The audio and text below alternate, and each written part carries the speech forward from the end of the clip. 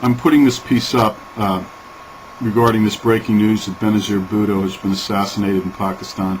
And here's what needs to be said. The fact remains that while we were on holiday and taking a look at our domestic political horse race, the United States has been under the control of a lawless individual named Dick Cheney, nominally our vice president, the fellow who put up this stooge, this imbecile Bush, to seize the levers of power. And he and his energy baron buddies have a vested interest in destabilizing Pakistan. As I mentioned, who lived in Pakistan for many years and knows the players in this.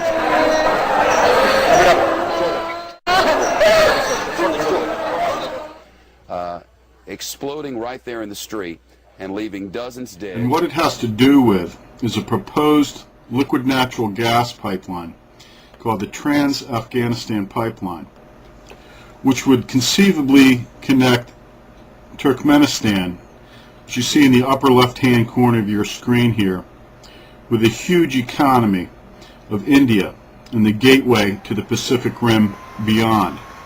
In between, there is Afghanistan, which we control, and this is the area for this proposed pipeline, which was originally slated to be constructed and operated by Unocal for this enormously lucrative project that would supply India and the Pacific Rim beyond with liquid natural gas.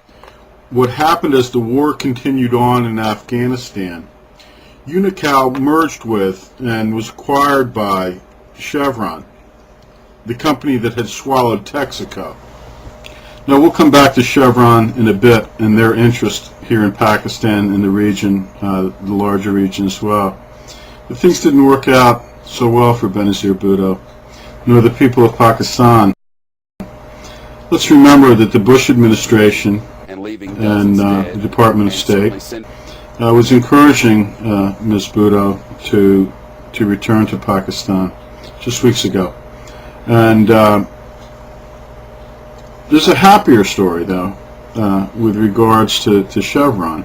Another young woman who had goals, and if we were to believe Dick Cheney and his buddies on the White House Energy Task Force, she was a young, humble college professor who was simply working a night job, happened to be seated on the board of directors of Chevron, one of the world's richest and most powerful companies, bigger than many nations themselves.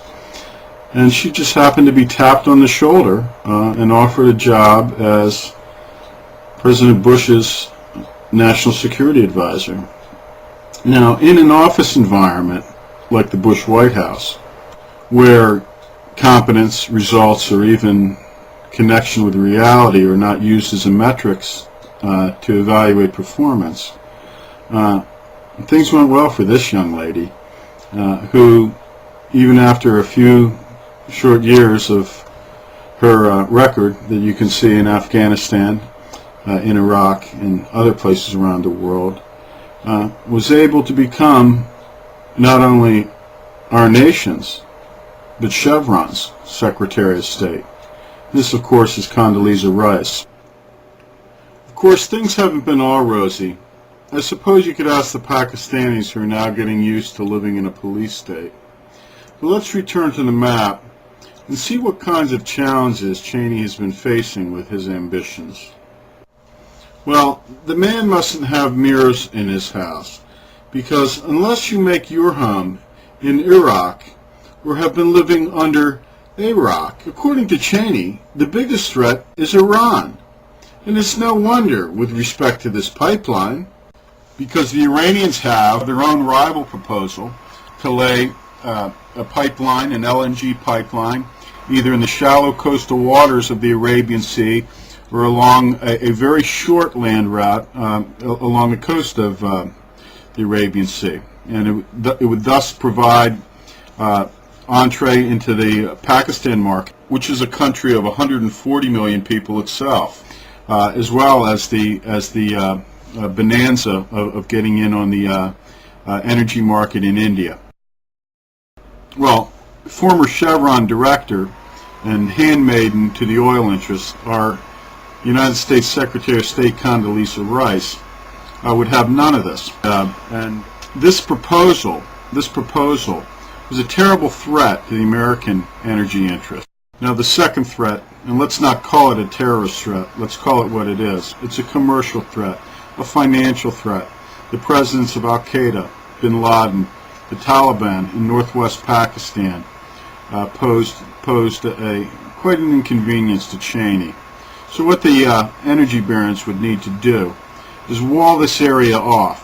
But frankly, as long as they could be in the gas business and they're supplying the subcontinent of India, the Pacific Rim beyond, to their awaiting factories that they've already shipped overseas, these people wouldn't give a damn if Pakistan disintegrated, save for perhaps the inconvenience of nuclear arsenals falling into, let's say, unsavory hands. Now, you can't begin to describe the kind of complexity of interest and players in this region and how they act and react given the fluidity of the situation, the kind of wealth at stake here. But suffice it to say, as far as the U.S. is concerned, and this is abominably, but Benazir Bhutto, aside from all the wailing and gnashing of teeth that Washington would have you perceive to be empathy, Benazir Bhutto is simply another casualty in one of our many oil and gas and cash pipelines and the wars that we fought for them and the countries we've destabilized on account of them. She very simply was another pawn that we used, and quite frankly this could very well be a pretext for us intervening directly in Pakistan, because fundamentally these oil and energy guys, they're gamblers. They're gamblers as long as it's not their own money and it's not their own kids' lives on the line. And well, we have really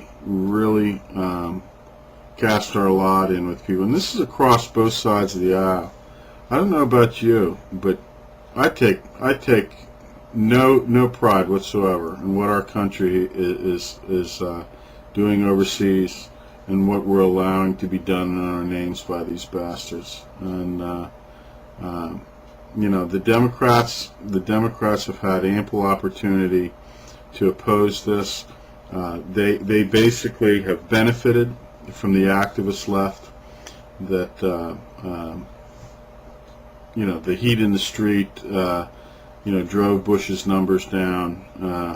The opposition, and here they've done nothing in office, nothing. So I don't know, but we're in for a very difficult ride here, because you could say, hey, we're out of Iraq, and you have a situation going on in Pakistan, but make no mistake about it. If you think Hillary Clinton as a nominee is going to change our commitment to protecting oil pipelines, you're nuts. They may not drill up by the moose in Alaska because they're not going to need to.